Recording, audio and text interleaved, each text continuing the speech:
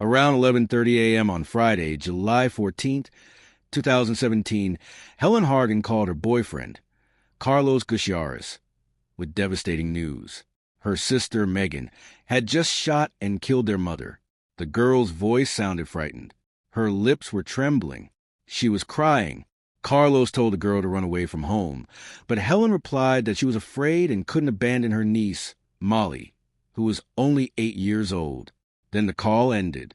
Carlos lived in another city and couldn't immediately come and help the girl. He tried calling her and texting her, but Helen didn't answer. Then someone answered.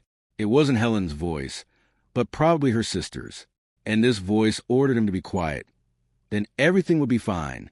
Carlos asked her to put Helen on the phone, but the girl said Helen couldn't come to the phone and hung up. Then strange messages started coming from Helen's phone. "I'm fine. I'm not mad at Megan." Carlos realized something was wrong, and his girlfriend could be in danger. He then decided to contact the police. At 1:15 p.m., Carlos called 911 in Fairfax County, Virginia. He told the dispatcher that Helen's sister, Megan, had shot their mother. The boy was worried that Helen wasn't responding and that something might have happened to her. The police arrived at the house. No one answered the door, so they had to force it open. Inside the house, they made a gruesome discovery. Helen's mother, Pam Hargan. She was found face down on the floor in the hallway. She was covered with a blanket, with her cell phone lying on top. Police continued searching the house, and when they went upstairs, they discovered the body of 24-year-old Helen Hargan in the bathroom. The butt of a .22 caliber rifle was between her legs, and the barrel was on her stomach. It appeared that Helen had shot her mother and then committed suicide. Everything pointed in that direction, even the rifle's position and the nature of the wound.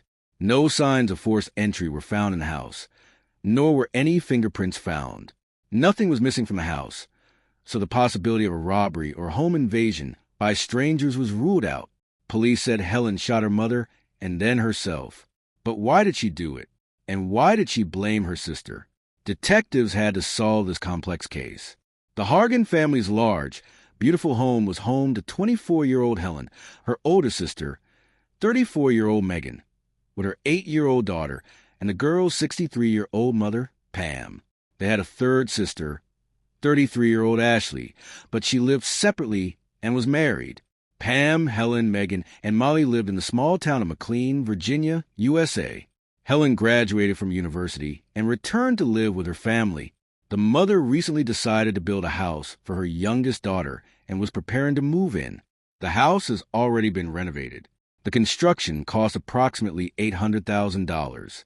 Helen was planning to move into a house with her boyfriend, who lived in Dallas, Texas, and they were preparing for their wedding. Helen was looking forward to starting a new life and was in great spirits. So what could have gone wrong that led her to commit a crime? No one close to her family believed Helen could have done such a thing, and there was no reason for it. She got along well with her mother, and her mother adored her youngest daughter and did everything for her. Investigators began to determine the whereabouts of Megan's sister, who had mysteriously disappeared. After all, Helen had accused her of murdering their mother over phone.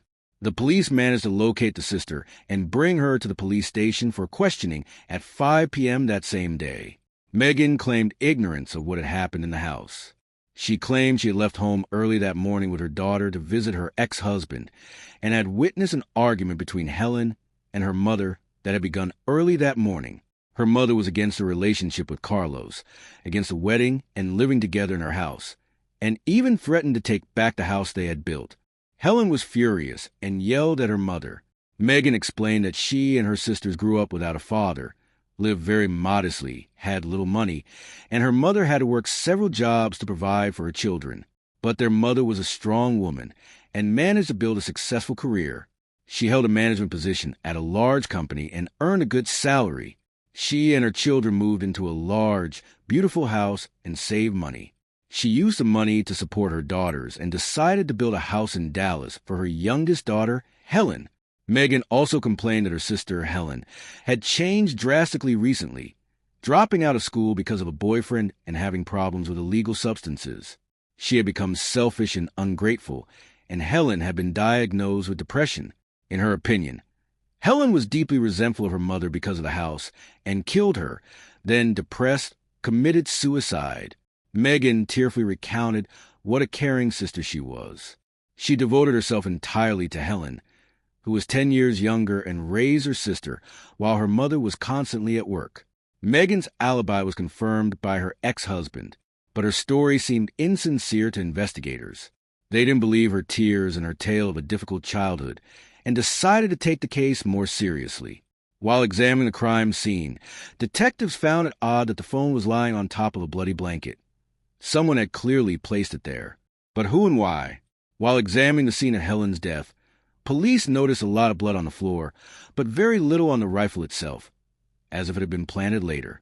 Helen's phone was found on the bathroom counter next to her. There were no fingerprints on it. Even though she had spoken to Carlos before her death, how was that possible? It looked more like someone had wiped the phone and removed all the fingerprints. Helen's autopsy report arrived soon after. The medical examiner determined that Helen could not have shot herself, given the bullet's trajectory. The shot was fired from above, from the top of her head. This means someone else pulled the trigger. Both women were shot with a .22 caliber rifle. Detectives were already convinced that Helen had not committed suicide, but had been murdered. The prime suspect was her older sister, Megan, who had also been in the house that morning. They began researching her. According to her family, Megan considered herself an unhappy single mother. She would periodically split up with her husband, only to return to her mother afterward. She always accepted her and helped Megan. The mother helped and supported all her children, including Megan, who was left alone with a baby. The woman doted on her granddaughter. At 34, Megan wasn't working anywhere and had no plans to.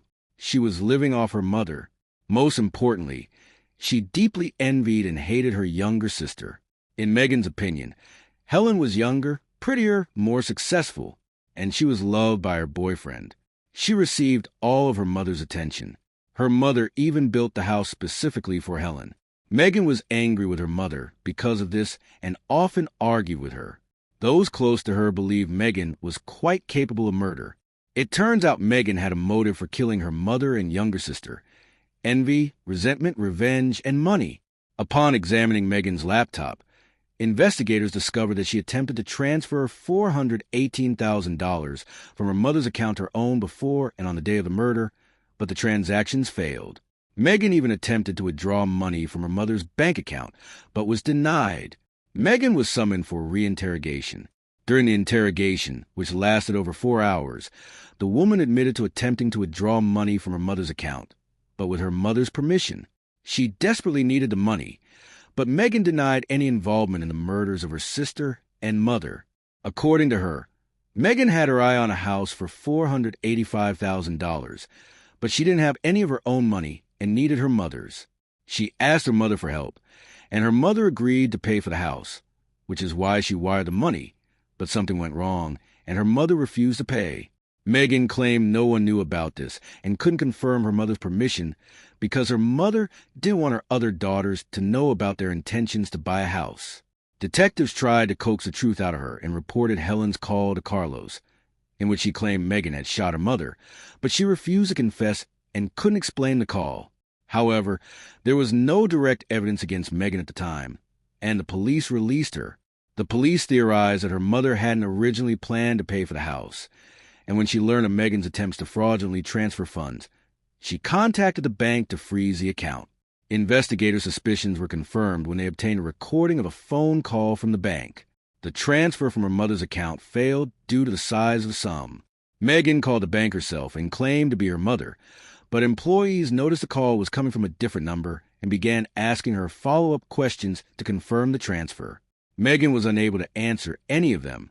Then the officer called her mother back on the phone number listed in the database to confirm the transfer, and Pam stated that she hadn't transferred the money to anyone and hadn't planned to. She was genuinely surprised by this. The police were once again convinced Megan was lying, and then it turned out that Megan had called her mother's phone. Detectives suspect Megan was looking for her mother's phone to contact her bank and receive a wire transfer. At the time, Megan only had $30 in her account, but her plan failed again, so she placed her mother's phone on the blanket. Detectives decided to bring her ex-husband in for questioning to find out if Megan had indeed visited him on the day of the murder and what time. During questioning, he was confused and couldn't say what time Megan and her daughter had arrived.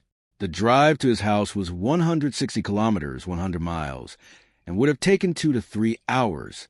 He eventually admitted that he was at work at the time and that she had arrived in the afternoon. By that point, CCTV footage in the house had already been reviewed, and it turned out that shortly before the police arrived, Megan had left the house, put something in Helen's car, and driven away. It turned out that Megan had planted a rifle case on her murdered sister. A warrant was issued for Megan's arrest. She was arrested on November 9, 2018. She was charged with first-degree murder of her mother and sister. At trial, Megan continued to maintain her innocence. The prosecutor's primary motive was that Megan was so desperate for money to buy her own home that she killed her mother and then her sister, Helen, who witnessed the crime, to silence her. She then staged the crime scene to make it appear as if Helen had killed her mother and then herself. The defense argued that Helen, not Megan, was the killer. They claimed Helen was mentally unstable and angry at her mother for threatening to take away her house unless Helen broke up with Carlos. The defense even told the judge that after killing her mother, Helen used her toe to pull the trigger of the rifle. But the lawyer couldn't explain why such complications were necessary. The prosecutor claimed there was no evidence that Pam Hargan intended to take back Helen's new home, other than Megan's words. A forensic expert for prosecution reconstructed the scene, analyzed photographs, and concluded that Helen could not have committed suicide. According to the prosecution, Megan shot her mother that morning for money when she became angry with her. Hargan's sister accidentally witnessed the scene and hid in her room. Megan, upon learning of this, burst into her room with a rifle and shot her. She then tried to transfer the money again, but was unsuccessful. Megan then abandoned the case and staged the crime scene, shifting the blame for her mother's murder onto her sister, before fleeing. Ashley Hargan, another sister of Helen and Megan, attended the trial and revealed that she suffers from post-traumatic stress disorder. She said she will only have memories of Helen and her mother. It's horrific for her to know that the killer isn't their family. She doesn't even want to think about Megan anymore. The jury found Megan Hargan guilty of murdering her sister, Helen, and her mother, Pam. She was sentenced to 2 life sentences without parole. Now Megan will never buy a house or live in it with her daughter, nor will she ever see her mother or sister again. Share your thoughts in the comments, and like this story if you found it interesting.